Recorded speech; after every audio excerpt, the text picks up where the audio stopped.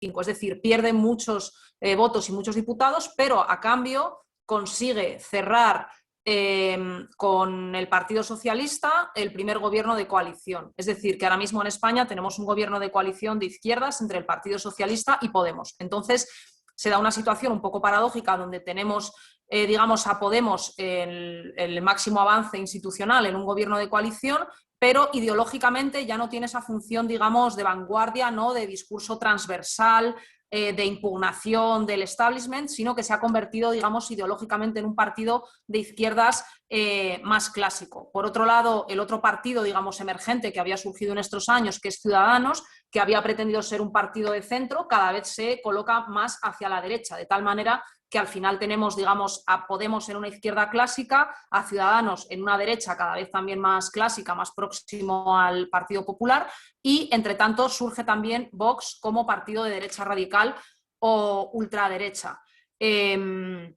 Digamos que esto es una cierta vuelta a los ejes clásicos de izquierda a derecha. Al final PP y PSOE siguen manteniendo, digamos, las llaves del gobierno nacional, y digamos que ante este marco de amenaza de la ultraderecha con Vox, pues quien gana, digamos, en esta confrontación siempre es el PSOE, ¿no? Otro granito en 2019, sí, ya hace un par de años, fue que el PSOE sacó a Franco, que estaba enterrado en el Valle de los Caídos, que es un monumento que construyó Franco después de la Guerra Civil, digamos, como monumento de supuesta reconciliación, pero que fue construido con mano de obra de presos, ¿no?, de la guerra, y que es una exaltación, digamos, al régimen, ¿no? Y el dictador Francisco Franco todavía hasta el día de hoy estaba allí enterrado en una basílica, pues con todos los honores. Y el Partido Socialista logró sacarlo de allí. Entonces, todo un poco lucha contra el fascismo clásico y contra el franquismo en España, digamos que la capitaliza el PSOE. Si quieren conocer un poco más el detalle de todo, digamos, de estos años de Podemos, hay un artículo de Íñigo Errejón, que fue el cofundador junto con Pablo Iglesias, que está en Jacobin y que se titula Lo que pudimos, lo que podremos. Y hace un poco, luego Gerardo puede enviarles la referencia, y hace un poco un recorrido de estos últimos años en Podemos para quien quiera profundizar un poco más. La cuestión entonces, el saldo, digamos, con el que quedamos es Podemos convertido en una especie de partido de izquierdas. La iniciativa de Más Madrid o de Más País, como decía Gerardo, trataba un poco de mantener ese espíritu original transversal, ¿no?, de este 99% del Podemos original, pero ahora mismo el Podemos, digamos, que perdura, es un partido más bien de izquierda clásica que gobierna el Estado en España en coalición con el PSOE, y el clima que tenemos de todos modos es de una cierta inestabilidad. Ha habido muchas repeticiones electorales en estos últimos 5 o 6 años, ha habido prácticamente ya 10. Pedro Sánchez, de hecho, llega al poder mediante una moción de censura al Partido Popular, y hay siempre gobiernos muy cortos. Es un sistema con muchos partidos donde es muy difícil alcanzar también gobiernos estables. Están todos los partidos nacionalistas, digamos, en España, pero en los parlamentos también autonómicos, en la Asamblea de Madrid, por ejemplo, estamos ahora 6 partidos, con lo cual es muy difícil alcanzar acuerdos duraderos. Como digo, un poco, quien quiera conocer un poco más los detalles de este contexto puede consultar esta panorámica que hace Íñigo Errejón en Jacobin. Y yo quería pasar ya más bien a la parte un poco más de análisis, ¿no?, más de análisis cultural o político del balance que nos queda tras estos 10 años. Quería dar, entonces, como 3 pinceladas, ¿no? Esta idea, por una parte, de inestabilidad del sistema parlamentario del propio Estado y su estructura, la cuestión del mood o del tono populista, y alguna quiebra de consensos culturales y políticos del estado del bienestar. Entonces, comienzo por esta parte de una cierta tensión en el aparato estatal y también en la propia situación de los partidos. Aquí habría que hablar de una manera muy clara del conflicto catalán. Evidentemente no puedo entrar en toda la profundidad de lo que ello exige, pero bueno, ustedes conocen que hay un territorio, ¿no?, que es el territorio de la Comunidad Autónoma de Cataluña, con un movimiento nacionalista muy fuerte. Entonces, en 2017 hubo un intento, digamos, de declaración de independencia por parte del Parlamento Autonómico de Cataluña. Hubo un referéndum, digamos, no legalizado por parte del Estado español, y la autonomía catalana fue intervenida con un artículo de la Constitución española que permite intervenir cuando se considera que las autonomías no están obedeciendo al Estado. Claro, esto fue una tensión, digamos, muy grave entre el Estado central y una de sus comunidades, ¿no? Y de hecho el gobierno estuvo suspendido durante varios meses. Ese conflicto se ha venido arrastrando después y realmente se ha llegado a lo que se podría llamar un conflicto en lo que Carl Schmitt llamó, ¿no? el Estado legislador y el Estado administrativo, porque finalmente lo que ha ocurrido es que este conflicto político no se le ha dado una solución política con un pacto político entre el gobierno central y el gobierno catalán, sino que se ha dejado en los jueces y en la resolución mediante sentencias de este conflicto político. Así, por ejemplo, antes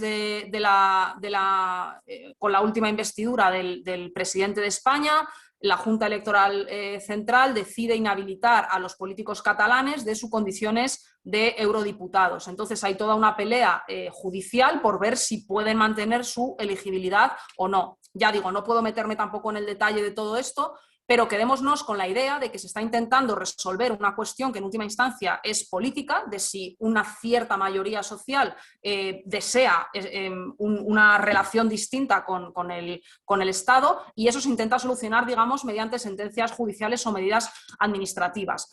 Claramente aquí se está intentando, pues de nuevo, ¿no? Partir de consideraciones técnicas para solucionar una crisis de valores y de convivencia política. Y esto, digamos, que me parece que es un ejemplo que ilustra bien, como decía, esta tensión entre lo que puede llamarse Estado legislativo o democrático y la parte técnica y administrativa. ¿Cómo por qué, por otro lado, o por qué se ha hablado también de un cierto auge populista en España, ¿verdad?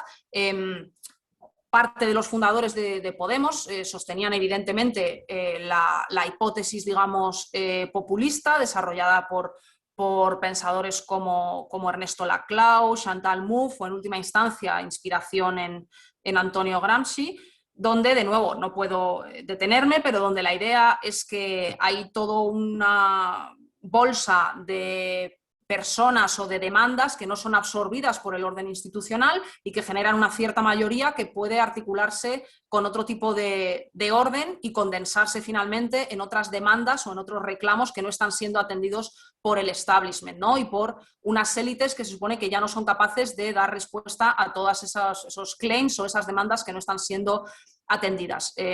Hay un cierto pueblo desorganizado que quiere constituirse como pueblo ordenado, ¿no? Esto va unido también siempre a la necesidad de un cierto horizonte simbólico o mítico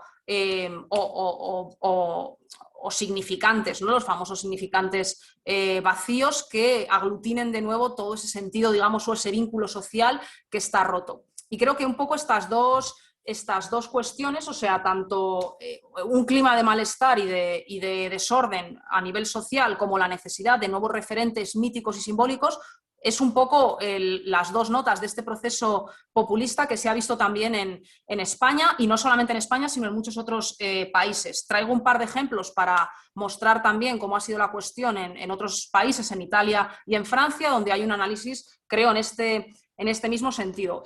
Respecto de Italia, voy a dar un ejemplo de un libro de Paolo Mossetti sobre el nacionalpopulismo italiano. Como saben, en Italia ha estado gobernando el Partido Nacionalista de la Lega junto con Cinque Stelle, que es un proyecto, digamos, populista vacío de ideología, ¿no? Que se ha organizado por internet y que ha canalizado un poco este malestar popular. Entonces, la tesis de este libro de Mossetti es que para que esto fuera posible tenía que haber habido una crisis de la República, del significado mismo de la República italiana, de muy largo recorrido, ¿no?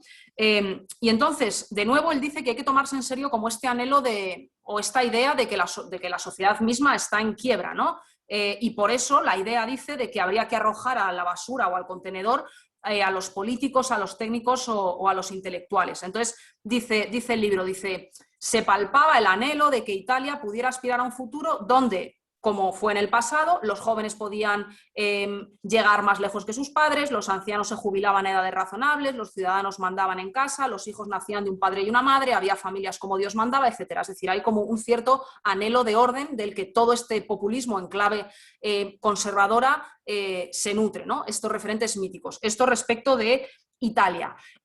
Luego el caso de Francia, por ejemplo, también es interesante porque de nuevo ha habido movimientos de revuelta como los chalecos amarillos, que ha sido un movimiento muy, digamos, muy impreciso políticamente, también muy vacío de ideología y que lo que ha sido es una especie de estallido de malestar. El autor francés Éric Boullard, que acaba de publicar también un libro que se llama La guerra de los pobres, donde él ha estudiado todos los procesos de revuelta en la modernidad europea y aquí estudia las revueltas campesinas alemanas en el siglo XVI, donde también se logró unificar, digamos, a una masa de campesinos, de pequeños comerciantes, de pequeños ciudadanos que enfrentaban ese malestar contra la nobleza, contra los poderes de la época, ¿no?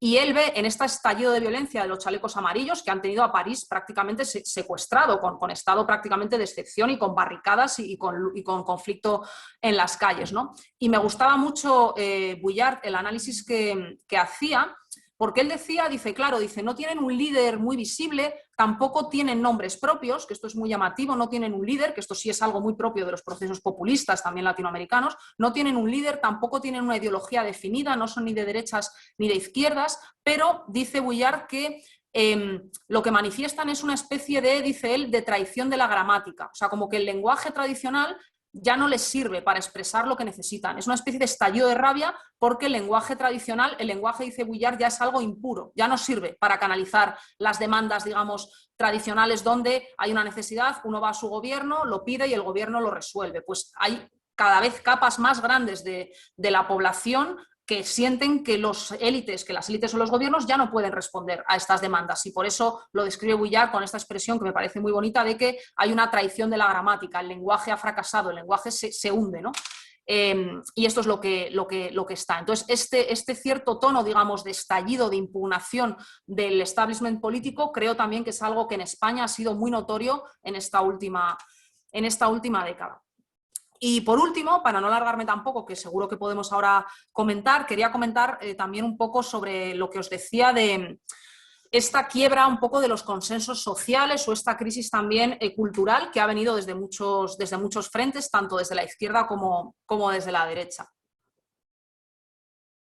Bueno, por la parte de la derecha, como decía, desde 2018 Vox, el partido de derecha radical, apoya gobiernos, entra en las instituciones en España y bueno, pues la primera reacción es hacer, digamos, el discurso antifascista clásico, ¿no? Yo aquí pienso que esto es un enfoque insuficiente y creo, me gusta mucho el enfoque que tenía Adorno respecto del fascismo clásico, ¿no? Cuando dice que a las ideologías totalitarias no hay que refutarlas, porque no pretenden, digamos, tener una consistencia lógica. Lo que hay que hacer es entender a qué motivaciones o a qué disposiciones o a qué deseos o a qué anhelos apelan en los seres humanos para verse apelados por ideologías, digamos, ultras o totalitarias, ¿no? Que no es una cuestión de demostrar que sus ideas están equivocadas, sino demostrar sobre qué afectos se apoyan. Y aquí, si miramos un poco a los afectos que se movilizan, y como está claro en toda la tradición conservadora, realmente hay un miedo a una sensación, digamos, de desorden, de que la sociedad misma se rompa, ¿no? Y se venga abajo. Algunos hemos defendido que la izquierda tiene que hacerse cargo también de esta sensación de desprotección, de inseguridad y tiene que poder proporcionar una sensación de comunidad o de orden que protege y que cuida, ¿no? Porque si no, esta necesidad va a ser, digamos, capitalizada por las fuerzas reaccionarias, ¿no?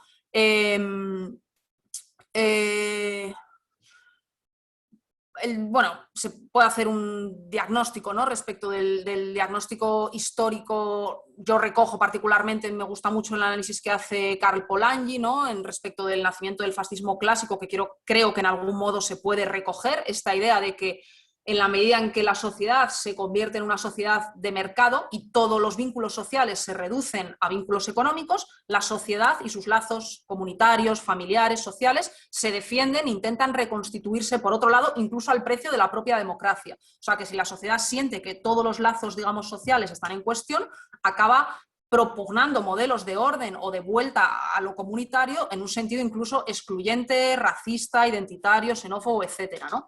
Y creo que esto es clave. Otro pilar en el que se ha apoyado especialmente la ultraderecha española ha sido, esto también es en la norteamericana, creo que ha sido así, ha sido el rechazo al auge del feminismo. Ahora voy a decir algo sobre esto, pero solamente un dato. Vox, el partido ultraderecha, es el partido más votado entre jóvenes varones, todavía más que Podemos. Es decir, de algún modo Vox está recogiendo ese temor entre los hombres jóvenes a que el feminismo, de alguna manera, la potencia, ¿no?, mundial como movimiento del feminismo, les deja sin, digamos, sin saber qué hacer o cómo reaccionar ante esto, ¿no? Respecto de la izquierda, y al mismo tiempo es evidente que hay una cierta crisis también por el estallido de la desigualdad tremenda que ha producido pues 3 décadas de gobernanza neoliberal. Y bueno, aquí pues Piketty, ¿no?, ha estudiado cómo el estado, digamos, el nivel de bienestar y de igualdad que se logró tras la guerra, sobre todo con programas fiscales pues muy progresivos y con grandes inversiones en educación y en sanidad pública, todo esto se va viniendo abajo con el programa, digamos, neoliberal y la libre economía de mercado. Eso supone una crisis muy importante de la socialdemocracia que en muchos países europeos se está hundiendo, no así en España, porque en España, digamos, que ha tenido este oxígeno de recuperar en cierto modo el bipartidismo tradicional del régimen o sea, aquí cuando decimos régimen del 78 tenemos que pensar que eso equivale más o menos a un cierto estado del bienestar de lo que en Europa fue en los 50 y los 60. En España todo va con 20 años de retraso debido a la dictadura, ¿no? Entonces, en España sí que se mantiene un partido socialista fuerte, de hecho ahora mismo en el gobierno, pero en Francia, por ejemplo, pues está prácticamente al borde de la desaparición, ¿no? Y en otros países, en Alemania también no para de caer en picado. Entonces, este estallido de la desigualdad pues supone, o sea, y la ausencia de alternativa, digamos, respecto de las políticas neoliberales, pues ha golpeado también a los partidos clásicos de izquierdas y a su base de votantes. Y el último elemento, y lo dejo ya aquí porque podemos pasar a la discusión que os decía, es el auge del feminismo, ¿no? Esto es un auge global, digamos, que es transnacional, está ocurriendo en todo el mundo, pero en España esta llamada cuarta ola del feminismo pues está siendo muy fuerte, ¿no?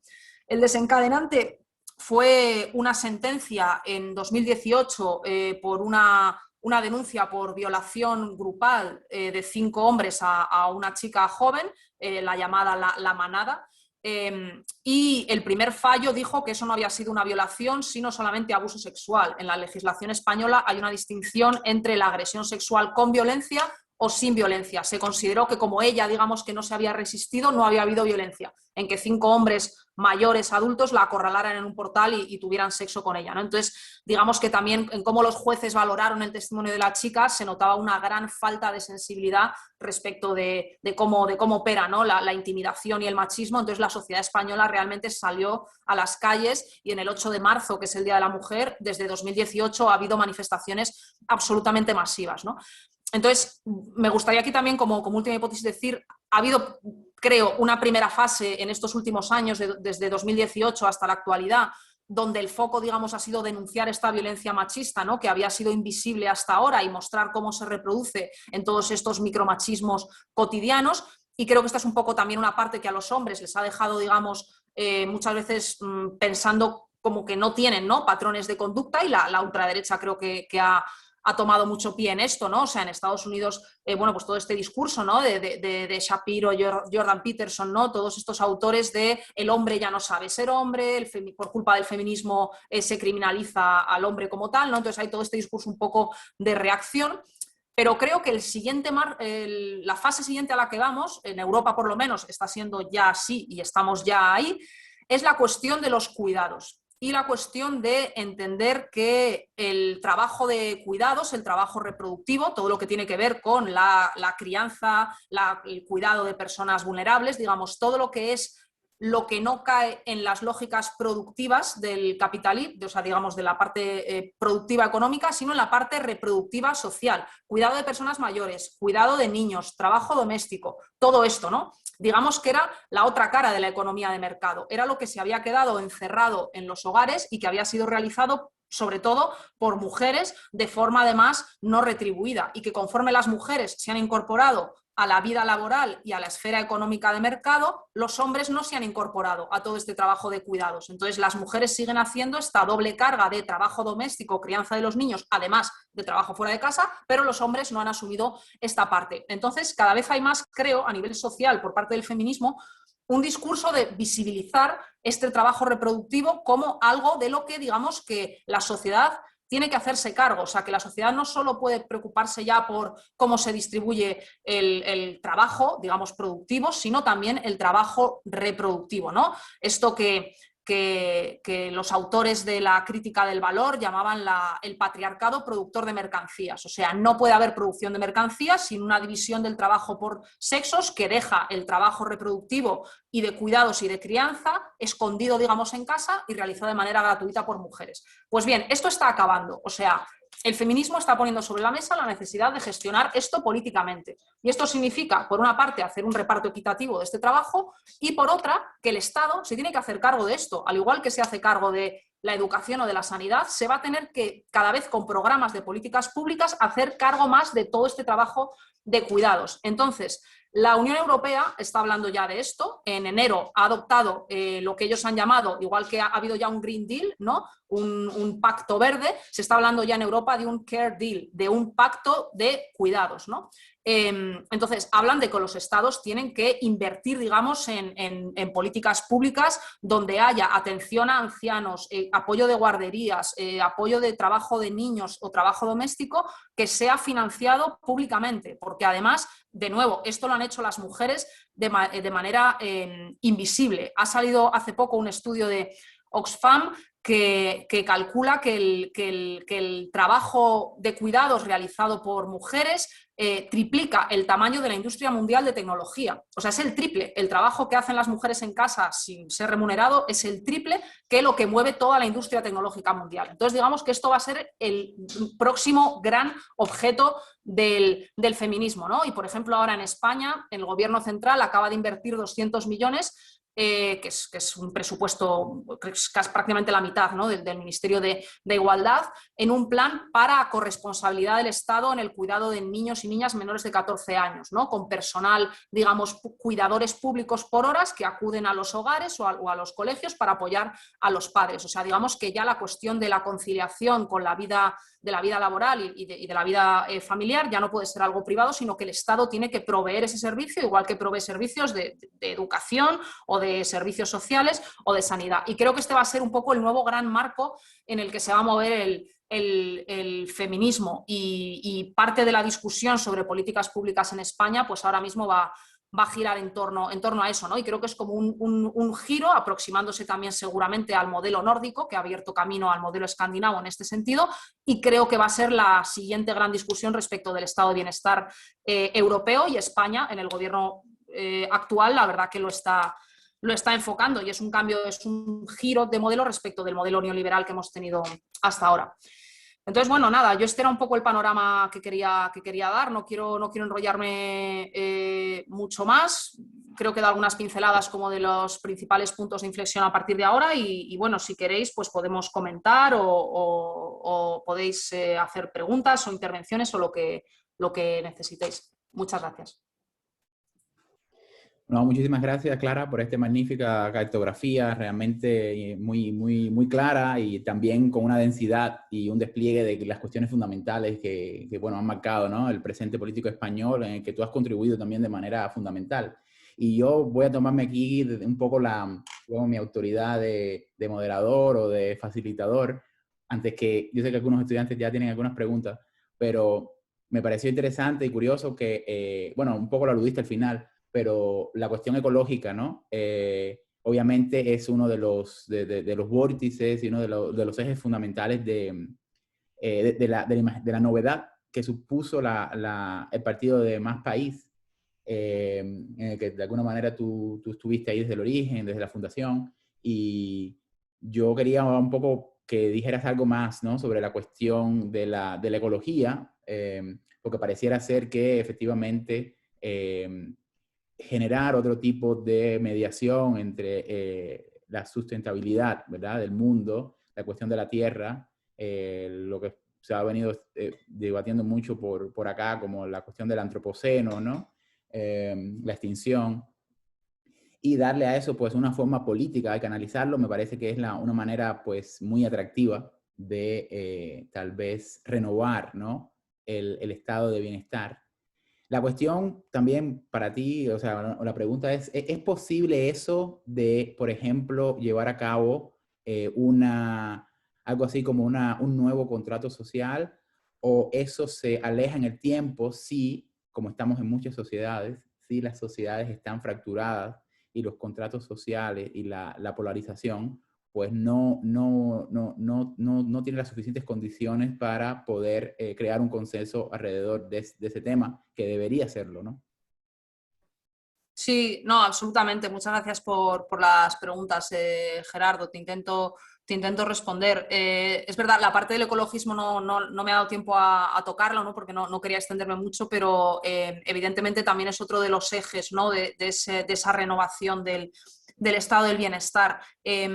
Aquí lo que ocurrió con eso es que nosotros realmente desde Más País, Más Madrid, hemos sido pioneros en esta cuestión, pero hay que decir que lo hicimos un poco el centro de nuestra propuesta electoral en las elecciones generales de 2019, y lo cierto es que los resultados fueron bastante modestos, porque España estaba en mitad de una polarización brutal, por dos motivos que ya he mencionado. Uno, la cuestión del conflicto catalán, porque estaba todavía el juicio, digamos, en efervescencia, y los presos políticos catalanes, o sea, que hay que entender que ha habido políticos electos, ¿no?, catalanes que están o han estado en la cárcel, y claro, esto ha generado una conmoción, digamos, de polarización, tanto a favor como en contra, muy fuerte. Y por otra parte, el auge de Vox. Entonces, digamos que las elecciones generales de 2019 estuvieron muy polarizadas de nuevo entre ese marco izquierda-derecha, tanto por la ultraderecha por un lado como el nacionalismo catalán por otro. Entonces, ahí realmente que todo ese modelo productivo que nosotros proponíamos, planteando la cuestión del antropoceno y la necesidad de la renovación y de la transición ecológica, encontró poco eco. Todo el mundo, digamos, decía que le parecía muy bien, pero es verdad que no se consideró una prioridad política. Yo pienso que ahora, y tras el año de la pandemia, puede haber un marco algo más favorable, porque pienso que la pandemia sí que ha servido para ver que realmente todos los presupuestos neoliberales y de recorte de gasto público y, bueno, de economía de mercado salvaje, en cierto modo ya no van a ser válidos, y las propias instituciones así lo están sancionando. Esto es una diferencia respecto de la crisis de 2010. Las instituciones financieras y de gobernanza de la propia Unión Europea y la propia Reserva Federal de Estados Unidos, todos han llegado al mismo acuerdo, que es que no se puede seguir la vía neoliberal de los recortes y que es necesario invertir, y ese papel, en cierto modo, de Estado emprendedor, ¿no?, de Estado que canalice la marcha de la economía, que tiene que ser una economía digital y verde. Y en esto, digamos, que está ya de acuerdo hasta la propia gobernanza, digamos, capitalista, ¿no? Entonces creo que ahora puede haber un marco un poco más favorable. Aquí nuestro referente, como sabes, porque tú también lo hemos conversado tú y yo muchas veces, y tú lo has trabajado también desde España, miramos mucho el modelo de Ocasio-Cortez allí en Norteamérica, y nos parecía muy interesante de su modelo cómo ella conjuga, diría, como dos cuestiones importantes. Por un lado, esta tradición que se puede remontar a Hamilton y más atrás del rol del Estado, digamos, en la dirección de cuestiones económicas y de políticas públicas, que no ha sido siempre la vía de la tradición más republicana en el caso de Estados Unidos, y la necesidad de unir el discurso de la transición ecológica con la justicia social. O sea, digamos, la preocupación por el planeta es algo que está ya también, al igual que lo está el feminismo, en todas estas nuevas generaciones, pero nosotros pensamos que o sea, eso no puede ser algo que paguen, digamos, las capas sociales más pobres, que es lo que ha pasado, por ejemplo, en Francia, y el propio Macron llegó a reconocerlo, dijo: me he equivocado, porque he pretendido que sean las clases trabajadoras las que paguen el coste de una transformación del modelo productivo hacia las energías sostenibles o renovables, ¿no? Y de ahí el estallido de malestar social con los chalecos amarillos. Entonces, esto Ocasio-Cortez siempre lo ha dicho también muy claro y es algo que nosotros también llevamos. No puede ser que el coste, digamos, de los esfuerzos que conlleva una transformación de un modelo productivo hacia un modelo ecológico lo paguen, digamos, las clases más bajas. Para esto, una herramienta imprescindible, la reforma fiscal. Hay que progresivizar todavía más el sistema de impuestos y hay algunas anomalías, concretamente en la región de Madrid, donde se puede hacer mucho más hincapié en que sean las rentas del capital y las altas rentas las que contribuyan más a financiar esta reforma. Y son también, digamos, las clases menos favorecidas las que pagan mayores costes a nivel de contaminación, de falta de acceso a transporte público, o sea que todos estos costes, digamos, de la crisis climática la pagan las clases más bajas. Entonces las soluciones no pueden caer sobre sus espaldas y por eso siempre todo modelo de reforma de uso de energías renovables o de rehabilitación de edificios o de cambio de transporte, de modelo de transporte o de modelo industrial es algo que tiene que ir acompañado con medidas siempre redistributivas, con un modelo fiscal progresivo fuerte y con políticas públicas redistributivas. Y por eso miramos siempre el proyecto de Ocasio-Cortez en los demócratas de Estados Unidos. Justo, acabas de compartir el texto. Y me habías preguntado, y sobre, perdón, que no me quiero alargar tampoco, sobre lo del contrato social, un poco esto mismo, ¿no? Creo que quizás la situación de la pandemia permite plantearnos esta pregunta. La Unión Europea creo que ha sido mucho más ambiciosa que en otras ocasiones. El paquetes de estímulos en fondos con los fondos europeos es muy significativo, es la mayor reconstrucción económica pues, desde la Segunda Guerra Mundial y creo que Europa y concretamente España tienen que aprovecharlo. Bueno, Biden actualmente en Estados Unidos está sorprendiendo con políticas de estímulo que nadie esperaba, digamos, incluso ese gasto, ¿no? esa inversión tan potente. Entonces creo que después de este año un poco de colapso puede ser un buen momento que estamos en algún sentido de nuevo en este interregno de redefinir un poco el pacto social y el estado del bienestar, teniendo en cuenta las reivindicaciones del ecologismo y del feminismo. Sí, no, excelente. Y bueno, vamos a pasar a algunas preguntas de los presentes, de los estudiantes. No sé qué. Buenas. Sí. Yo tengo una pregunta. Primero, muchas gracias por la charla. Y empezando, son preguntas más concretas, empezando por el final. En cuanto al tema del feminismo, has explicado, y a mí me ha parecido entender, que se está relacionando mucho la idea del trabajo doméstico y fomentarlo o ayudarlo con el feminismo. Y no parece que esto es, de alguna manera, encasillar a la mujer a que ella es la encargada del trabajo doméstico y, en cierto modo, está eso catalogándola. Gracias por la pregunta. No, de hecho, al contrario, lo que se denuncia es que los hombres no es, o sea, lo que se denuncia es, digamos, por un lado, que este trabajo doméstico y de crianza y de reproducción social es algo que ocurre y que tiene que ser compartido por parte de la sociedad y que eso no ha ocurrido, sino que ha sido, digamos, invisibilizado y cargado sobre las espaldas exclusivamente de las mujeres. Entonces se reivindican dos cosas. Uno, reparto equitativo y que no haya una división por sexos, digamos, donde el hombre trabaja fuera y la mujer trabaja en casa, porque es que eso ya no ocurre, porque la mujer ya está trabajando fuera, pero aún así se está haciendo cargo de todo esto. Y sobre todo, un modelo, digamos, político diferente, que no... O sea, que los últimos criterios para la organización de la vida social no pueden ser solamente los del rendimiento y la producción capitalista, sino también el sostenimiento de la vida y los cuidados. Y eso es algo de lo que se tiene que hacer cargo toda la sociedad, también los hombres, evidentemente, no solo las mujeres. Y además que el Estado tiene que tomar a su cargo, que ya no es una cuestión privada, no es una cuestión privada ni es una cuestión de las mujeres, es una cuestión social y es una cuestión de todo el mundo, ¿no? Por ende, y también del Estado. Entonces, este es el giro que desde el feminismo, porque han sido las mujeres las damnificadas, digamos, en este reparto desigual, se pide, ¿no? O sea, colocar esta cuestión como asunto político que tiene que ser gestionado, por lo tanto, de manera igualitaria para todos y con el Estado invirtiendo en estas cuestiones. Perfecto, muchas gracias. O sea, que lo que se propone aquí, podéis leer autoras como Nancy Fraser, lo que muestran es que el feminismo no es una política, digamos, de de cuotas, digamos, o de beneficios para las mujeres, ¿no? Como tú decías, a lo mejor entonces parece que es que solamente se atiende a lo que las mujeres hacen o se las encasilla incluso en ese rol tradicional. Al revés, lo que dice Nancy Fraser es que al señalar esta necesidad de gestionar políticamente la reproducción social, se está poniendo un modelo alternativo al neoliberalismo, se está dando un modelo social distinto, con otras prioridades sociales que no son solo ya, digamos, la esfera de la mercancía y lo económico, sino también la esfera de las relaciones personales, comunitarias y las necesidades de cuidados que toda una sociedad tiene, porque toda sociedad tiene personas enfermas, personas mayores o personas dependientes o personas que no son adultas. Entonces, este es el cambio de modelo, digamos, que el feminismo quiere proponer, ya digo, no solo para una política corporativista para el 50% que son las mujeres, sino una alternativa, digamos, al neoliberalismo. Ahora os pongo un link también al libro donde Nancy Fraser y otras autoras estudian y proponen este modelo. Excelente. ¿Alguna otra pregunta? Sí, yo tengo una pregunta. En su página en Wikipedia dice que usted describe a sí misma como marxista y también antiliberal.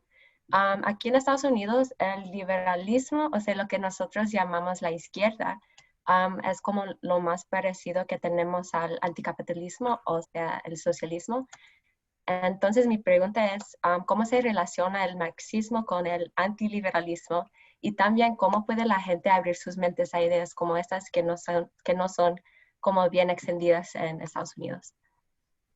Sí, bueno, esto fue una cosa que sacaron de alguna, o sea, como una declaración muy puntual y evidentemente se entiende mal porque como dices, en Estados Unidos el significado es diferente. En Estados Unidos liberal es sinónimo, ¿no?, de progresista en general.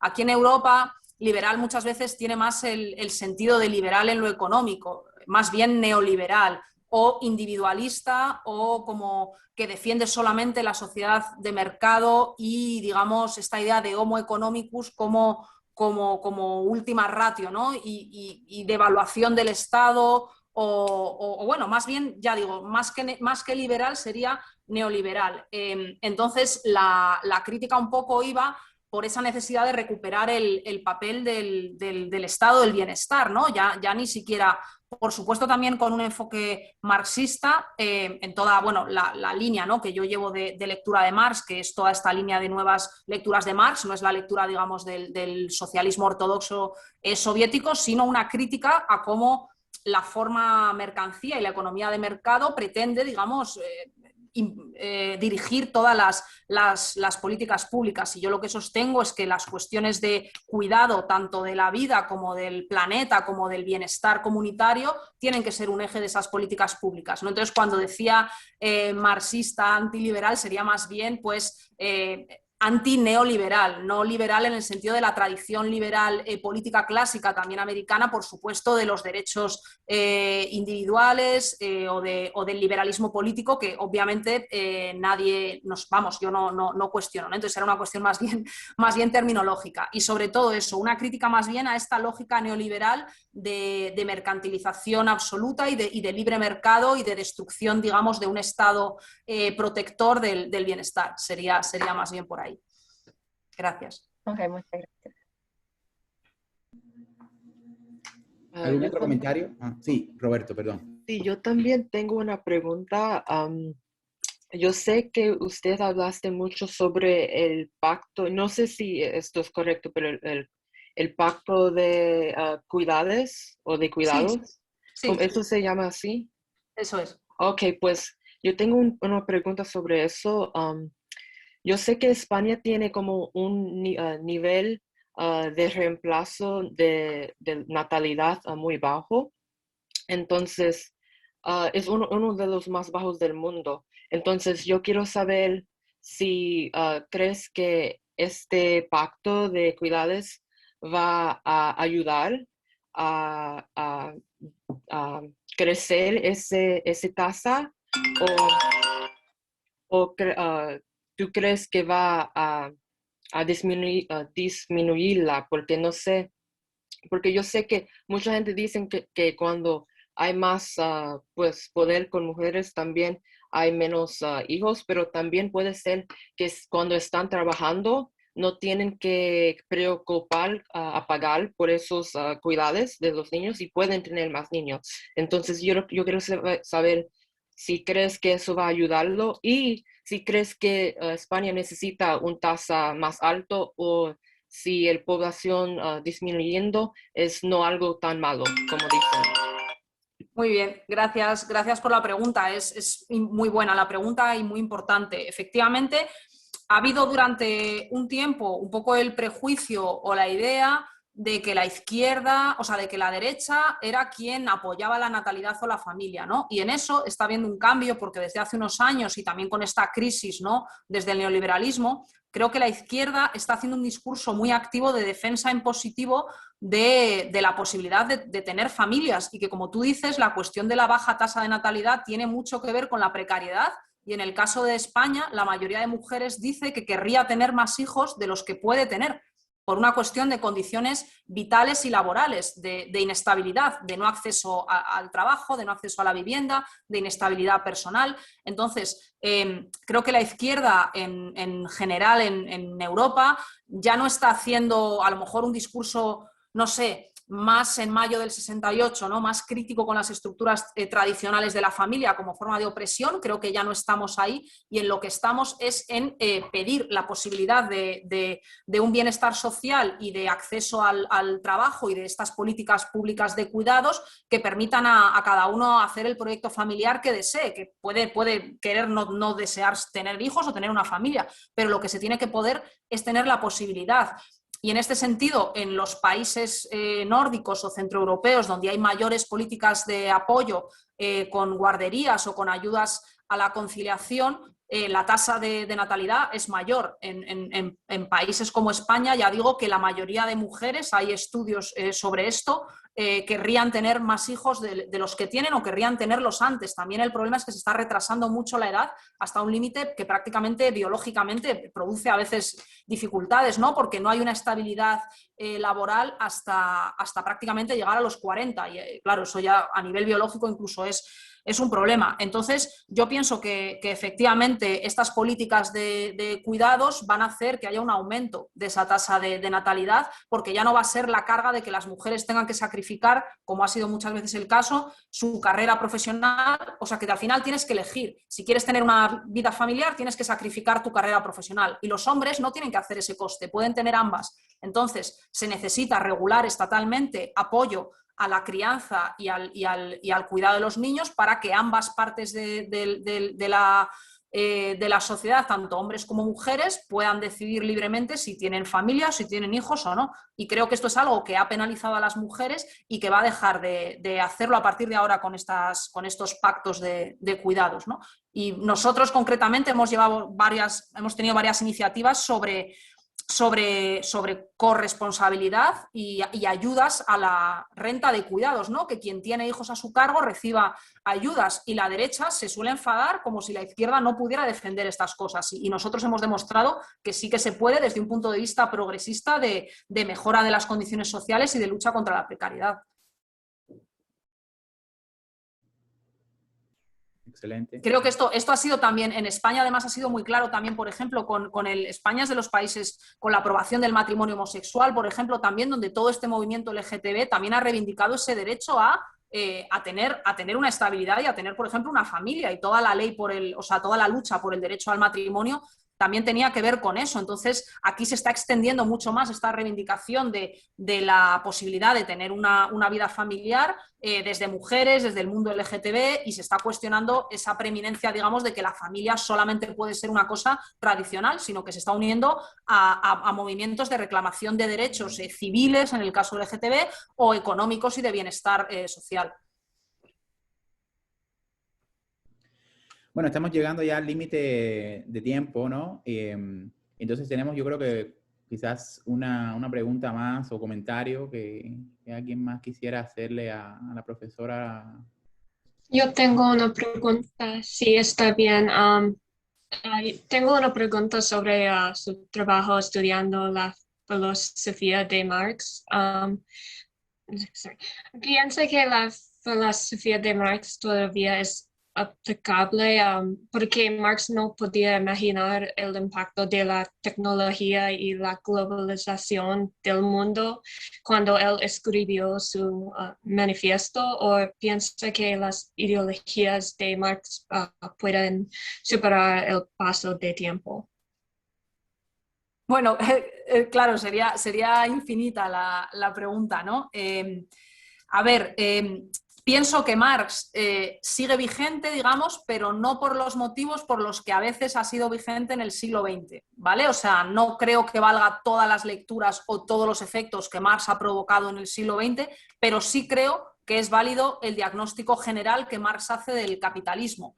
Y sí que creo que él anticipó, lógicamente no podía conocer, ¿no?, el detalle de la extensión de la tecnología o de la globalización o del mercado financiero de hoy en día, pero creo que sí que anticipó realmente muchas de estas tendencias. Y tanto el papel de la tecnología como las finanzas, como el mercado global, como el desarrollo del colonialismo, o sea, son todo cosas que él anticipó.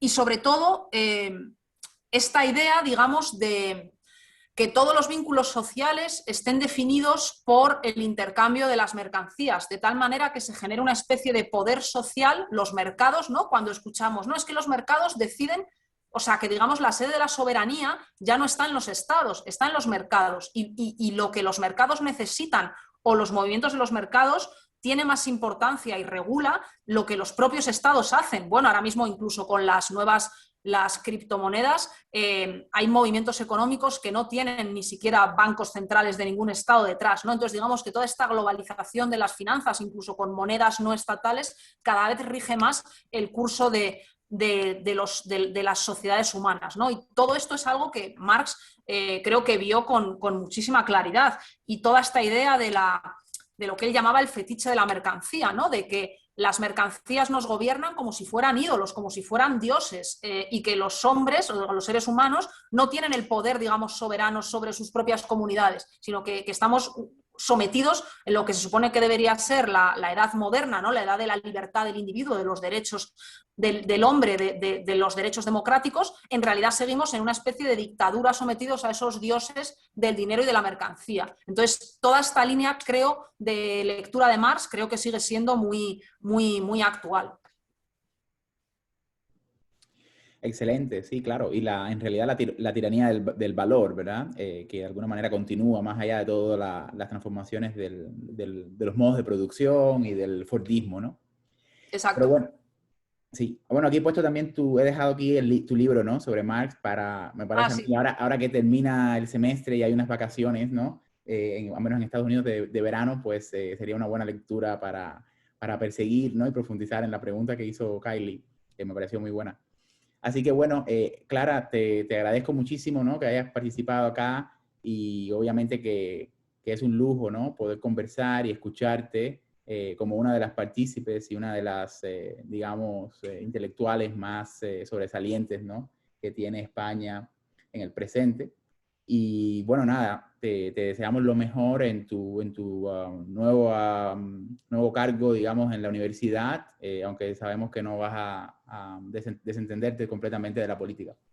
Así que bueno, gracias otra vez, y también le agradezco a los estudiantes y a las personas que estuvieron presentes por estar y por el tiempo. Y bueno, siento que haya habido ese momento del hacking, ¿no?, de estos robots. Pero bueno, estamos en la era...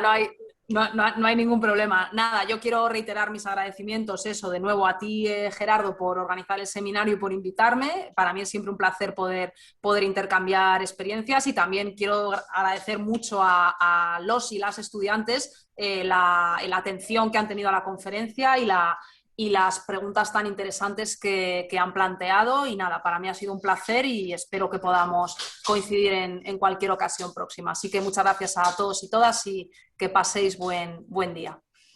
Igual. Bueno, gracias a todos. Hasta la próxima. Venga, saludos. Hasta luego. Gracias. Gracias.